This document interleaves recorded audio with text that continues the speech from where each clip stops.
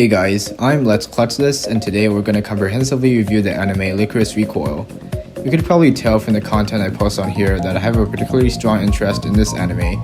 I just realized maybe I could have instead made a President's AI voices meme reviewing this anime, but one, that is a dead and overused meme, and two, I'm lazy. So anyways, let's just jump straight into it. Obviously, there will be spoilers. Alright, so first let's start off with the visuals and the music. I'd say the design of the anime was pretty spot on and aesthetically pleasing for the most part. They clearly tried on making the animation actually good. The character designs are kinda meh for the most part though, since one litmus test you could use to see if your character design stands out is to see if they're recognizable from their silhouettes alone. Chisato and Takina, especially Takina, both are nowhere close to passing that test, as you can see here. Chisato might be somewhat more recognizable, but only really through the combination of her hairstyle and ribbon. As for the music, I'd say the OP is kind of forgettable for the most part, although I might be biased in that I tend to focus on melody and rhythms more than lyrics and animation. The ED though is anything but forgettable and is very nice and upbeat, and I also like the fact that the ED changes keys multiple times, alternating between A flat and A major. Alright, so next, let's focus on everyone's favorite component, the plot and the characterization.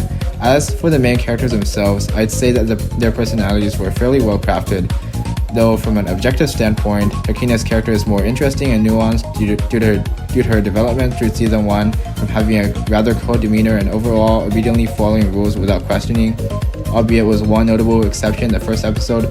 That is pretty much the catalyst for the whole plot of the anime, at least on Takina's side, and not having any perspectives or desires of her own to being comparatively more open to new perspectives, experiences, as well as her own inner feelings, which is manifested in her being more open to change after having to relocate, as well as saving Chisato multiple times, which not necessarily adheres to the orders of her higher-ups. Chisato, on the other hand, stays fairly constant personality-wise throughout the anime, though I would be lying if I said I didn't find her scenes also enjoyable to watch, as her bubbly and playful demeanor serves as a good source of comedic relief, as this anime is a mix between slice of life and action after all. Also, although I do find the balance between her assertiveness, in other words, her tendency to immediately take action when required, and her friendly and kind nature somewhat interesting, as intuitively speaking, those wouldn't coexist that smoothly, though I might be appealing to stereotypes here.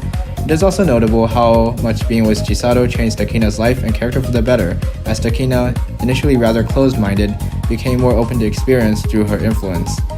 What makes the relationship dynamic between Chisato and Takina all the more interesting are their polar opposite personalities. Chisato is happy-go-lucky, energetic, and very sociable, though she isn't the best at being disciplined or organized, while Takina is more introverted, less open about her feelings, and thrives on strict routines. Oh, and by the way, Majima shippers are fucking retarded, that's all I'll have to say. As for some of the other characters, Mizuki is kind of the one-dimensional and bland comedic relief side characters. Kurumi is the stereotypical nerd and nothing much more than that, although the contrast between Shinji and Mika's ideologies I find somewhat interesting. While Shinji is dead fucking set and laser focused on what he views as a divine plan from the Allen Institute, Mika actually gives a shit about Chisato's own views as well as her overall well-being. This draws an interesting parallel to the difference between Chisato and Takina's characters, as Shinji and Mika, like Chisato and Takina, are also canonically a couple. We have Shinji, who like Takina is more rigid and unquestioning in his views, while Mika is clearly more empathetic and open to change like Chisato. As for the main villain, or at least what the show wants to portray as a main villain, I wouldn't be surprised if the directors are biased since this show was created in Japan to begin with. Anyways, that's going off on a tangent, but let's continue talking about Majima, who is at least somewhat interesting and not your typical run-of-the-mill comic book villain who's only evil for the sake of being evil. His questioning of the status quo, that is, the social and governmental order presented in the anime, and preferring the truth to be spread rather than false illusions of peace to be perpetuated, makes him a nice example of a chaotic neutral character, and I wonder how he would further develop in later iterations of the anime.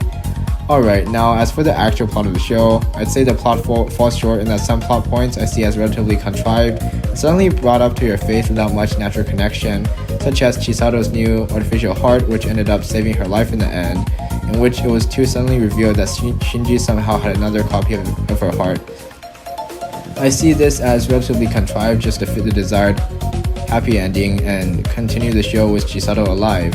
And also, although debatable, there are some logical inconsistencies here and there, such as or the general public somehow being gullible enough to believe in the lies perpetuated by the government, since as you have so many fucking people, there's bound to be at least an epsilon amount that's soft through them.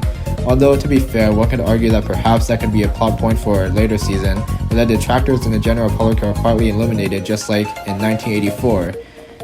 Well, I mean, the anime doesn't really say much about this, so we can only speculate. And also the ending where Majima cooks up fireworks instead of an actual explosion in the end seems to not make sense on the basis of it seemingly contradicting with his whole purpose to cause maximum chaos and destruction. But then again, I've seen arguments being made that posit that destroying everything would also lead to crucial evidence about the government's misuse of power being wiped and destroyed, which would hinder Majima's plan to spread the truth to the public.